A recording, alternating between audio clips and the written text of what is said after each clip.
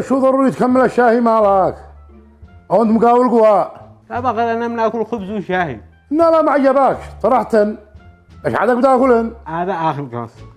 اكتب كل قم من هنا. طيب الان البس تعطل وعند المهندس والشيء 15,000 خرجي من عند المهندس. تشتي لك 15,000 انا؟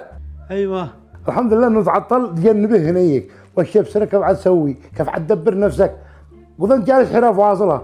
ليش هكذا؟ جنبه وصير يبصر لك عمل ثاني. انا قد قلت لك لا تشتري لك شباص. انا قد قلت لك نشتري لك ارض وانت قلت ماشي ما بلاش تشتري لك باص. طيب يابا انت اشتريت لك ارض، لا قدرت تبنيها ولا قدرت تبيعها، نزل سعرها ولا قدرنا نتخارج من الايجار.